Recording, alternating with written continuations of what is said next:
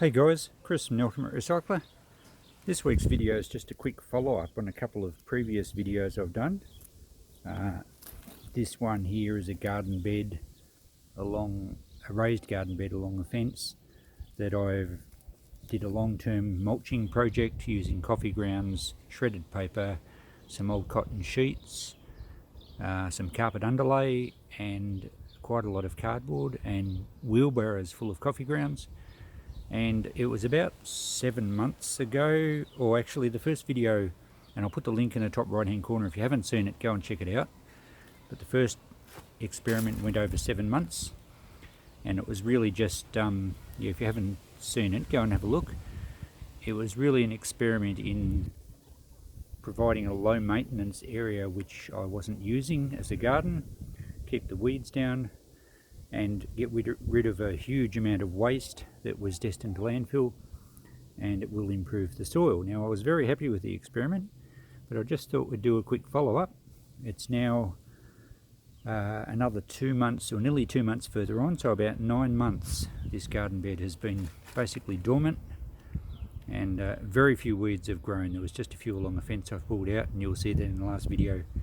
If you look way down the end at that really high, tall, dry grass, that's what this area would have been like. So, successful experiment. I'm very happy.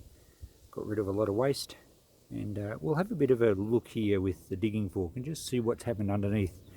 I have noticed early in the morning a lot of birds flocking around here, and it looks kind of churned over as if someone's been raking it around. And also we see pieces of cardboard, and there was fragments of material. There's a bit of the cardboard that I had right over the top. But we'll have a dig and see what it's like underneath. Now, we've had a really dry spring. In fact, Australia's pretty much drought, and half the country is actually burning at the moment. It's terrible. A lot of bushfires throughout Victoria and New South Wales and other places. But so we've hardly had any rain to speak of for the last couple of months. I haven't watered this, it's just been left. It's very dry on the surface.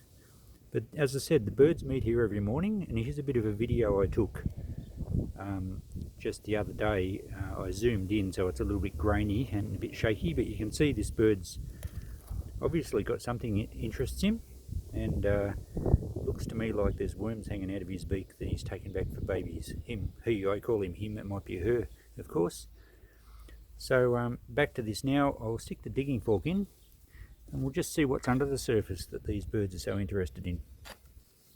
Okay, I've just stuck the fork in fairly deep, right through all the layers I put it into the clay. But look at this, just under the surface here. There is oodles of worms. Not far under, there's a little bit of fabric. In fact, I think that might be polyester from around the edge of one of the sheets. Oh, it could have been a bit of the carpet underlay. So I'll have to pull that out because the worms won't eat the polyester. But there's mountains, and it amazes me how damp, and it's actually quite gluggy. So there's a lot of moisture under here, and yet this area has not been watered for a couple of months. There were some pumpkins in here at one stage, but I have not watered this area at all. And we've had temperatures well over 40, up to about 45 degrees, which is almost probably 115 Fahrenheit.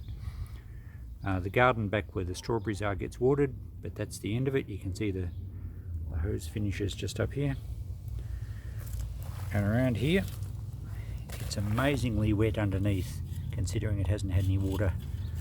So all that paper and cardboard and carpet underlay has kept moisture in. Now we'll go down here where it's probably even a bit drier and see what we find underneath.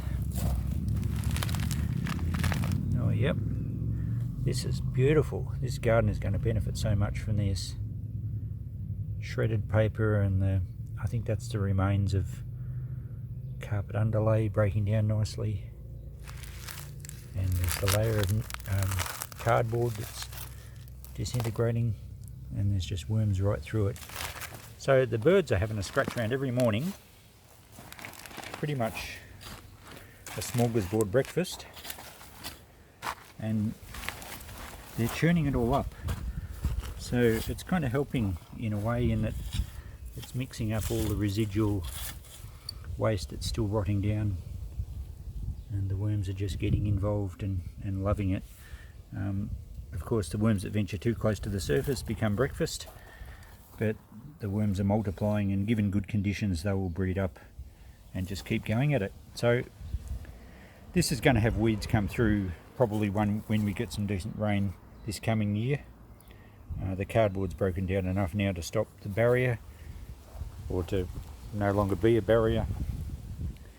But as far as an experiment goes, I'm very happy with this one, and I can see long term it's going to be brilliant for the soil, because this area was very clayey soil. It wasn't overly fertile, and it's going to be great. A lot of nitrogen in here. Alright, so that's what's happened with this experiment. We'll go over and have a look at another little project I did about 6 months ago with an old pallet. Alright, here's my strawberries in a vertical garden made out of a pallet, and if you want to see how this is done, I'll put the link up the top right hand corner now. I made one of these about 6 months back and did a video on it, and this one I already had, and I planted out some strawberry runners back then, and that was just before winter, and of course strawberries then went dormant, but they've certainly taken well, and they're really looking healthy. And we've already picked quite a lot of strawberries off here, and there's still more coming along. So a great way to grow strawberries. The only drawback is that because there's not a lot of soil in here, in fact I probably should top it up a bit, but and the airflow can go right around it. On hot days it does dry up pretty quick, so you do need to water it every day, otherwise the strawberries stress out a bit and go rather limp. But otherwise, if you can even maybe run a little dripper system along it, it's a great way to grow strawberries, and seeing them hang over the edge nice and red, ready to eat, is a great sight.